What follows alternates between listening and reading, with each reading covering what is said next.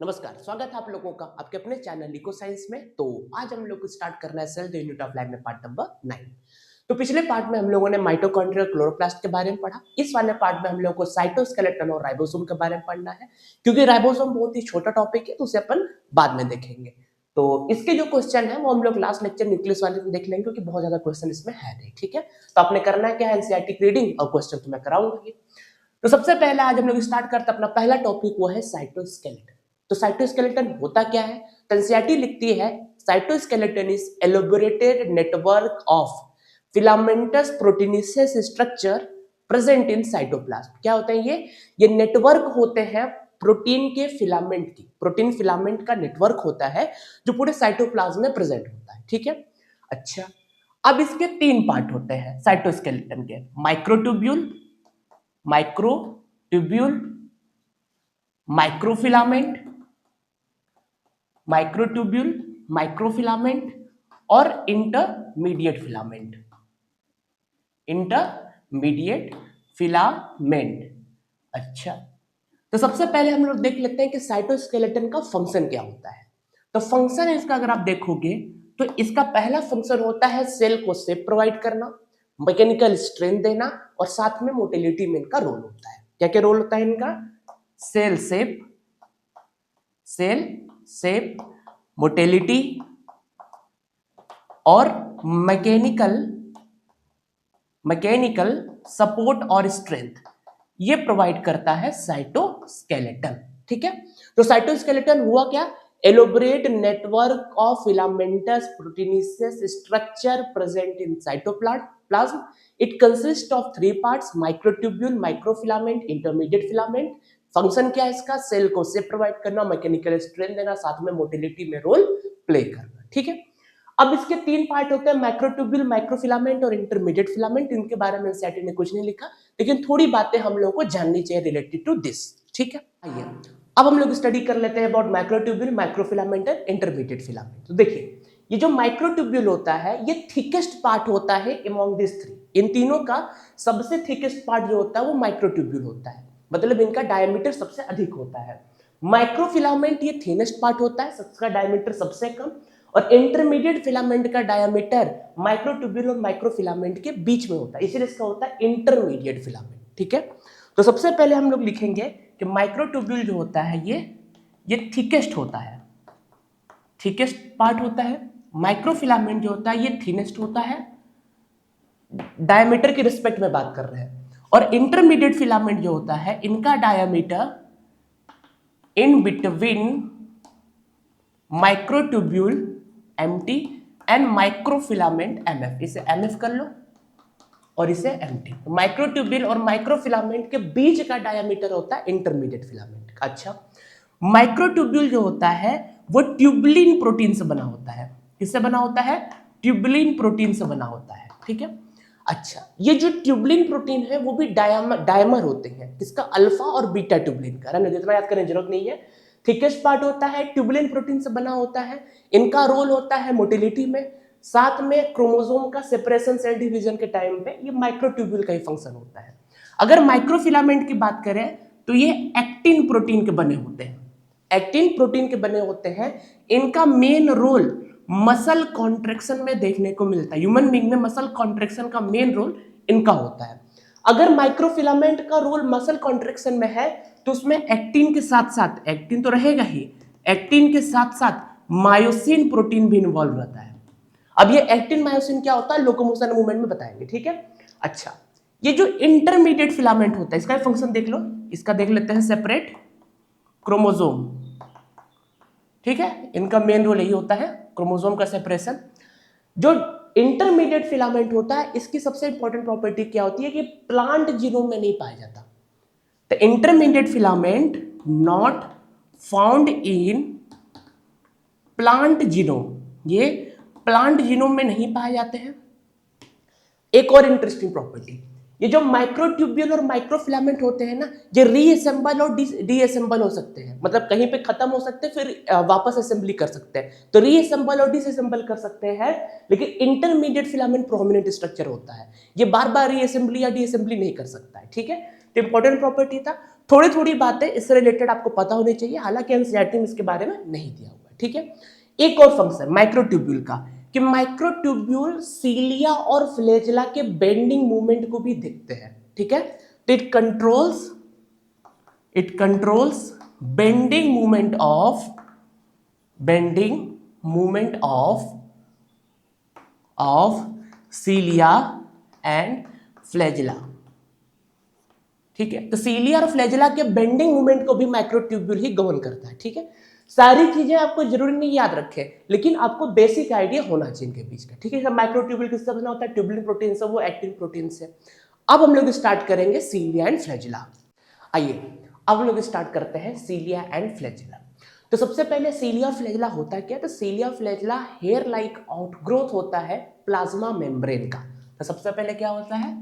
Hair like outgrowth of plasma membrane. Plasma membrane का hair like outgrowth होता है ये। अगर साइज के बारे में बात किया जाए, सीलिया छोटा होता है in compare to flagella.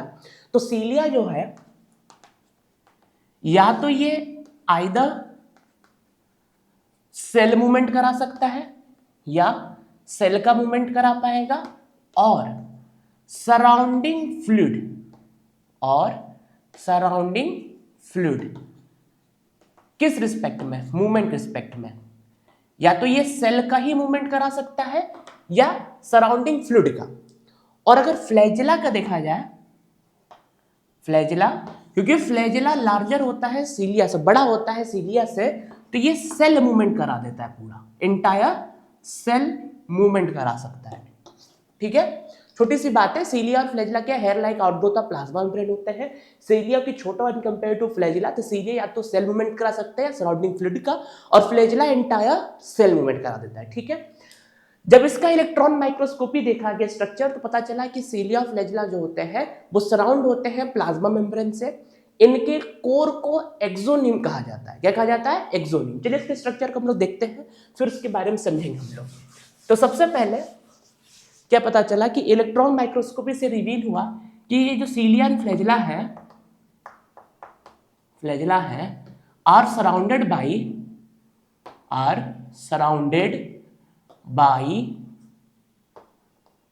Plasma membrane. तो ये हमारा क्या हो गया? प्लाज्मा मेम्ब्रेन, ठीक है। अच्छा, अगली बात, इनके जो कोर होते हैं, कोर को कहा जाता है एक्सोनिम। और एक्सोनिम में क्या देखने को मिलता है कि पैरेलली अरेंज माइक्रोट्यूब्यूल्स होते हैं, ठीक है, जो पैरेलल आपस में रन करते हैं। जिसके अंदर क्या होता है?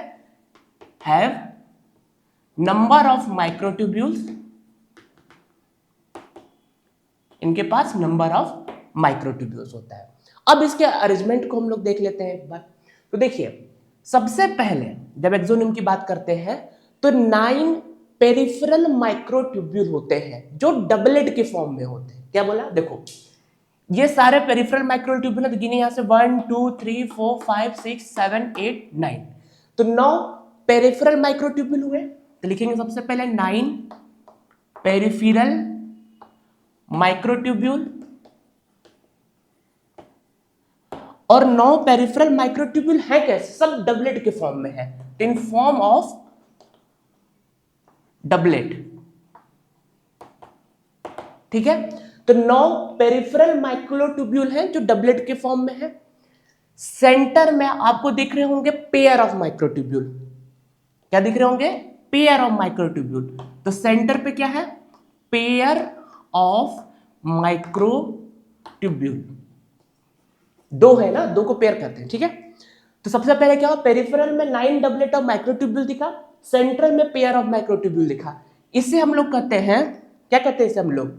9+2 अरेंजमेंट।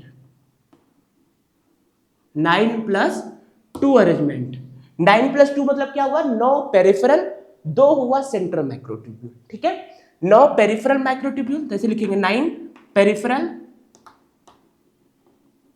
डबलेट,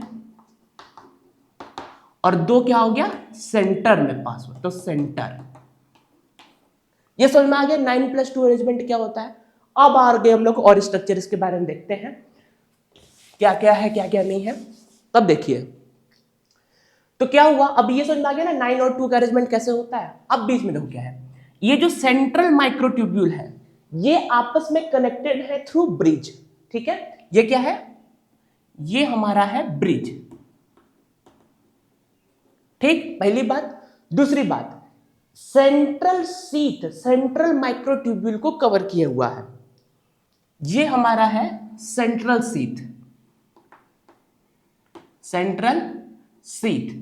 तो सेंट्रल सीट जो सेंट्रल और माइक्रोट्यूब्यूल है उसको कवर किया हुआ है, और ये जो सेंट्रल सीट है ये पेरिफेरल माइक्रोट्यूब्यूल से भी अटैच होता है। कैसे, ये होता है हमारा रेडियल स्पोक्स, रेडियल स्पोक। ये जो रेडियल स्पोक होते हैं वो अटैच होते हैं सेंट्रल सीट से, अटैच दिखाया नहीं है लेकिन इसको आप ऐसे अटैच कर सकते हो सारे सारे को। तो जो रेडियल स्पोक होते हैं वो सेंट्रल सीट से अटैच होते हैं। समझ में आया, देखो क्या हुआ, जो सेंट्रल माइक्रोट्यूब्यूल है उसको कवर किए हुआ है सेंट्रल सीट, और सेंट्रल सीट पेरिफेरल माइक्रोट्यूब्यूल से भी अटैच है। कैसे, रेडियल स्पोक के थ्रू। तो कितने रेडियल स्पोक हुए टोटल, 9 रेडियल स्पोक हुए। कितने हुए, 9 हो गए, ठीक है। तो कैसा, अगर इसको स्टेटमेंट के फॉर्म में लिखना होगा इन सारी बातों को, वो कैसे हम लोग लिखेंगे। तो सबसे पहले क्या होगा कि जो सेंट्रल माइक्रोट्यूब्यूल हुआ, सेंट्रल माइक्रोट्यूब्यूल वो कैसे कनेक्ट हुआ, कनेक्टेड बाय ब्रिज, ब्रिज के थ्रू कनेक्टेड हुआ। अच्छा, उसके बाद क्या बोला कि central seat, central seat surrounds, surrounds central microtubule. जो सेंट्रल माइक्रोट्यूब्यूल है जो कैसे है, पेयर में है, उनको क्या कर रहा है, सराउंड्स कर रहा है। अच्छा, उसके बाद क्या बोला कि जो central sheath is connected by peripheral microtubule. तो central sheath is connected by peripheral microtubule by कैसे, रेडियल स्पोक्स। तो कितने रेडियल स्पोक हुए, सारे से एक एक निकल रहे हैं, तो टोटल 9 हुए। तो 9 रेडियल स्पोक्स। इतना समझ में आया नहीं, पहले क्या बोला देखो, अभी एक दो बातें और होंगी इसके बारे में। सबसे पहले हमने बताया कि 9 पेरिफेरल माइक्रोट्यूब्यूल थे, 9 पेरिफेरल माइक्रोट्यूब्यूल जो डबलेट के फॉर्म में थे। सेंट्रली लोकेटेड माइक्रोट्यूब्यूल थे वो पेयर के फॉर्म में थे। जो सेंट्रल लोकेटेड माइक्रोट्यूब्यूल है वो ब्रिज के थ्रू कनेक्ट हुआ, और सेंट्रल से तो उनको क्या हुआ, सराउंड किया, ठीक। उसके बाद ये जो पेरिफेरल माइक्रोट्यूब्यूल है वो भी सेंट्रल से कनेक्टेड है with the help of radial spokes. तो 9 रेडियल स्पोक्स आपको दिख रहे हैं, ठीक है। उसके बाद ये जो पेरिफेरल माइक्रोट्यूब्यूल है ये भी आपस में इंटर डबलेट ब्रिज और लिंकर के थ्रू कनेक्ट होते हैं, ठीक है। ये जो हमारा येलो येलो स्ट्रक्चर दिख रहा है इसे कहते हैं इंटर डबलेट ब्रिज। क्या हुआ, इंटर डबलेट ब्रिज। ये इंटर डबलेट ब्रिज क्या कर रहा है, ये कनेक्ट कर रहा है पेरिफेरल माइक्रोट्यूब्यूल, नाम से ही क्लियर हो रहा है। इंटर डबलेट, डबल जो पेरिफेरल माइक्रोट्यूब्यूल जो डबलेट के फॉर्म में है, इंटर मतलब उनके बीच में, उसके अंदर नहीं उसके बीच में, इंटर है ना, इंट्रा नहीं है। तो इंटर डबलेट ब्रिज इसको क्या कर रहा है, कनेक्ट कर रहा है, ठीक है। तो क्या कर रहा है, कनेक्ट्स पेरिफेरल माइक्रोट्यूब्यूल्स, और इसके साथ में लिंकर्स भी देखने को मिलते हैं, ठीक है। तो लिंकर्स और इंटर डबलेट ब्रिज ये पेरिफेरल माइक्रोट्यूब्यूल को कनेक्ट करने का काम कर रहे हैं। सेंट्रल माइक्रोट्यूब्यूल को कनेक्ट कौन कर रहा है, वहां पे ब्रिज प्रेजेंट है, कवर्ड है सेंट्रल सीट से, और सेंट्रल सीट जो है वो पेरिफेरल माइक्रोट्यूब्यूल से रेडियल स्पोक्स के थ्रू कनेक्ट होता है, ठीक है। और ये जो डबलेट है उसमें से एक एक रेडियल स्पोक निकलेंगे तो टोटल 9 है, तो 9 रेडियल स्पोक्स देखने को मिलते हैं, ठीक है। इनके कोर को क्या कहा जाता है, एक्सोनिम। एक्सोनिम में माइक्रोट्यूब्यूल का ऐसा अरेंजमेंट है, इसीलिए सीलिया और फ्लैजेला का अरेंजमेंट हम लोग कैसा बोलते हैं, 9+2 अरेंजमेंट ऑफ माइक्रोट्यूब्यूल्स, ठीक है। अच्छा, अगली बात, जो सीलिया और फ्लैजेला है वो कहां से राइज होती है? तो वो बेसल बॉडी से राइज होती है। ठीक है, क्या लिखे इस पे, ये लिख देते हैं, cilia and flagella arise from basal bodies. तो बेसल बॉडी से सीलिया और फ्लैजेला क्या होती है? अराइज होती है। ठीक है, अब हम लोग स्टार्ट करते हैं सेंट्रोसोम और सेंट्रियोल को। आइए अब हम लोग स्टार्ट करते हैं सेंट्रोसोम एंड सेंट्रियोल। ठीक है, तो सबसे पहले सेंट्रोसोम होता क्या है? The centrosome is an organelle जो कंटेन करता है सेंट्रियोल को। ठीक है, एनसीईआरटी क्या लिखती है कि centrosome is an organelle which contains cylindrical structure called centriole, जो cylindrical structure centriole को कंटेन करता है। साथ में सेंट्रोसोम से रिलेटेड एक इंपॉर्टेंट बात और है कि एनिमल्स में बेसिकली जो सेंट्रोसोम होता है वही से माइक्रोट्यूब्यूल ग्रो करते हैं। एनिमल्स में ये सेंट्रोसोम न्यूक्लियस के पास पाया जाता है, यही से माइक्रोट्यूब्यूल्स क्या करते हैं? ग्रो करते हैं। क्योंकि चीजें एनसीईआरटी में नहीं तो मैं लिखवा नहीं रहा, लेकिन याद रखना कि एनिमल्स में सेंट्रोसोम से माइक्रोट्यूब्यूल ग्रो करते हैं। ठीक है, अच्छा, अगली इंपॉर्टेंट बात क्या है कि जो सेंट्रियोल है, ये सेंट्रियोल है is surrounded by pericentriolar material. और अगली बात कि सेंट्रोसोम में सेंट्रोसोम के अंदर सेंट्रियोल का अरेंजमेंट कैसा रहता है? तो दो सेंट्रियोल पाए जाते हैं जो परपेंडिकुलर अरेंजमेंट शो करते हैं। ठीक है, two centriole are arranged perpendicularly in centrosome. किसमें? सेंट्रोसोम में। ठीक है, साथ में सेंट्रियोल का अरेंजमेंट कार्टविल लाइक स्ट्रक्चर होता है। पूरी तरीके से तो नहीं दिख रहा है, लेकिन ऐसा कुछ होता है। ठीक है, कार्टविल अरेंजमेंट ऑफ सेंट्रियोल का कार्टविल लाइक अरेंजमेंट होता है। ठीक है, अब इसके अरेंजमेंट पे हम लोग आगे बात करते हैं कि क्या होता है, कैसे होता है इसके अंदर। तो सबसे पहले क्या होता है, यहां पे भी 9 पेरिफेरल फिब्रिल्स प्रेजेंट होते हैं। जैसे 9 कैसे होंगे? 1 2 3 4 5 6 7 8 9। देखिए यहां पे भी 9 पेरिफेरल फिब्रिल है, लेकिन ये ट्रिपलेट के फॉर्म में, डबलेट नहीं, ट्रिपलेट के फॉर्म में है। तो सबसे पहले क्या होगा? 9 पेरिफेरल फिब्रिल। ठीक है, और ये कैसे रहेंगे? ट्रिपलेट रहेंगे। साथ में ये ट्यूबुलिन प्रोटीन के बने होते हैं। ठीक है, मेड अप ऑफ किससे बने होते हैं ये? ट्यूबुलिन प्रोटीन के। ट्यूबुलिन प्रोटीन, क्योंकि ये भी माइक्रोट्यूब्यूल से बना हुआ है, तो ट्यूबुलिन प्रोटीन का ही बना होता है। ठीक है, तो 9 पेरिफेरल फिब्रिल है ट्रिपलेट के फॉर्म में, जो ट्यूबुलिन प्रोटीन का बना हुआ है। ठीक है, सेंटर में यह होता है प्रोटीनिशियस हब। ठीक है, तो सेंटर में क्या है? सेंटर में है प्रोटीनिशियस हब। एक और इंपॉर्टेंट बात, ये हब कोई माइक्रोट्यूब्यूल वगैरह के नहीं बनता, ये प्रोटीनिशियस ही है बस, बट माइक्रोट्यूब्यूल वगैरह के नहीं बनता ये। तो इसमें अरेंजमेंट कैसा होता है? 9+0 अरेंजमेंट। 9+0 समझे क्यों? 9 पेरिफेरल हो गया, सेंटर में ये कोई माइक्रोट्यूब्यूल कंटेनिंग नहीं है, इसे 0 माना जाता है इसको। तो 9+0 अरेंजमेंट होता है सेंट्रियोल का। और सीलिया और फ्लैजेला कैसा अरेंजमेंट था? 9+2 अरेंजमेंट। ठीक है, अगली बात, ये जो प्रोटीनिशियस हब होते हैं ये भी पेरिफेरल फिब्रिल से जुड़े होते हैं with the help of radial spoke. ये क्या हमारा? ये है रेडियल स्पोक।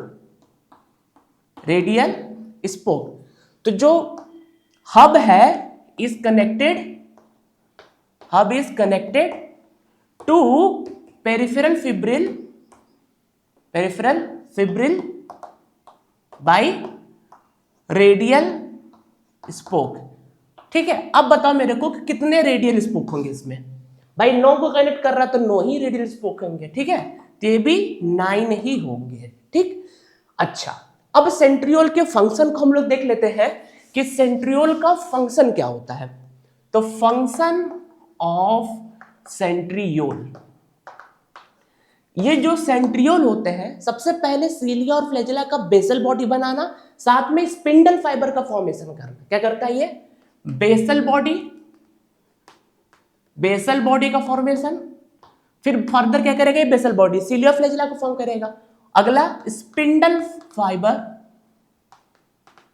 फाइबर होता है, उसका भी फॉर्मेशन कौन करता है? यही सेंट्रियोल। बाद में स्पिंडल ऑपरेटर्स क्रोमोसोम के सेपरेशन में काम देता है एनाफेज के दौरान, वो हम लोग समझेंगे जब सेल साइकिल समझेंगे तब, ठीक है। फिलहाल इतना रखना, बेसल बॉडी फॉर्मेशन और स्पिंडल फाइबर का रेडिएशन। एक और इंपॉर्टेंट बात, सेंट्रियोल जो होता है, आपको पता ही होगा कि जो सेंट्रियोल होता है ये अब्सेंट होता है प्लांट्स में, ठीक है, ये प्लांट्स में अब्सेंट रहता है। तब स्पिंडल फाइबर को कौन रेडिएट करेगा, कौन निकालेगा बाहर? जब सेंट्रियोल प्लांट्स में नहीं पाया जा रहा है तो वहां पे स्पिंडल फाइबर कौन निकालता है बाहर? तो वहां पे निकालता है माइक्रोट्यूब्यूल ऑर्गेनाइजिंग सेंटर। कौन निकालता है? MTOC, microtubule organising centre. ये फिर स्पिंडल फाइबर को स्प्रेड आउट करते हैं। स्पिंडल फाइबर स्प्रेडिंग करते हैं किसमें? प्लांट्स में। हालांकि आपके एनसीईआरटी में दिया नहीं है, फिर भी क्लियर है ना कि क्वेश्चन आता है ये दिमाग में, जब सेंट्रल एनिमल सेल में नहीं पाया जा रहा है, प्लांट सेल में नहीं पाया जा रहा है, तो वहां कैसे स्पिंडल फाइबर स्प्रेड करेगा? तो वहां स्प्रेड करता है with the help of microtubule organising centre. लेकिन एक जरूरत नहीं, याद रखेंगे, ठीक है। तो ये हुआ सेंट्रियोल और सेंट्रोसोम के बारे में कुछ बातें। अब स्टार्ट करते हैं राइबोसोम। आइए अब हम लोग स्टार्ट करते हैं राइबोसोम को। तो सबसे पहले ribosome as a granular structure किसने ऑब्जर्व किया था? जॉर्ज पैलेट ने 1953, ठीक है। किसने ऑब्जर्व किया था? जॉर्ज पैलेट 1953, ठीक है। ग्रेनुलर स्ट्रक्चर की तरफ जो राइबोसोम होता है उसके दो पार्ट होते हैं, आरएनए और प्रोटीन। राइबोन्यूक्लिक एसिड आरएनए का नाम होता है, प्रोटीन। तो जो राइबोसोम होता है उसके दो पार्ट होते हैं, आरएनए और प्रोटीन, ठीक है। अच्छा, अब राइबोसोम हम लोगों ने एक बात और इंपॉर्टेंट है कि राइबोसोम जो है वो नॉन मेम्ब्रेनस स्ट्रक्चर होते हैं। नॉन मेम्ब्रेनस स्ट्रक्चर, ये सब बातें हम लोगों ने पहले पढ़ चुके हैं, प्रोकैरियोटिक राइबोसोम में बता दिया है। अब हम लोग को पता है कि राइबोसोम भी दो टाइप के होते हैं, 70S और 80S टाइप राइबोसोम। ये तो सबको पता है, 70S और 80S। 70S पाया जाता है प्रोकैरियोट्स में और 80S पाया जाता है यूकैरियोट्स में। ये कंप्लीटली सही स्टेटमेंट नहीं है। 70S राइबोसोम भी यूकैरियोट में माइटोकॉन्ड्रिया और क्लोरोप्लास्ट के अंदर पाया जा रहा है, ठीक है ना, ये जरूरी है। अच्छा चलो, 70S और 80S राइबोसोम हो गया। अब इसमें 70S के भी दो सब यूनिट होते हैं, 50S और 30S।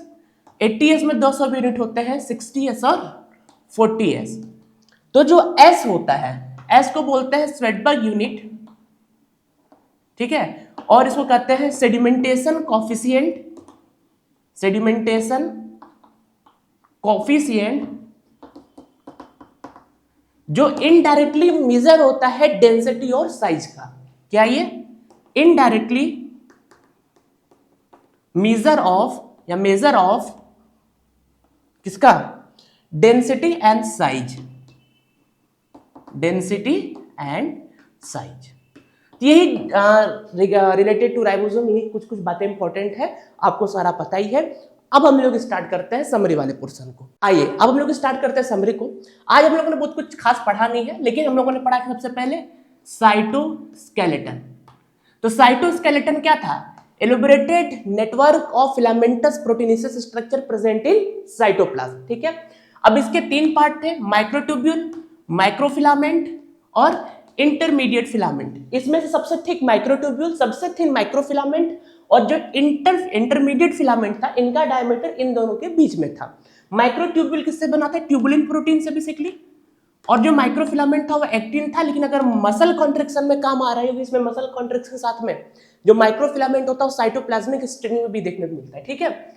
वो मायोसिन से बना होता है अगर मसल कॉन्ट्रैक्शन में तो। और इंटरमीडिएट फिलामेंट, इसकी सबसे इंपॉर्टेंट बात क्या है कि ये प्लांट जीनोम में नहीं पाया जाता, ये प्लांट जीनोम में नहीं पाया जाता।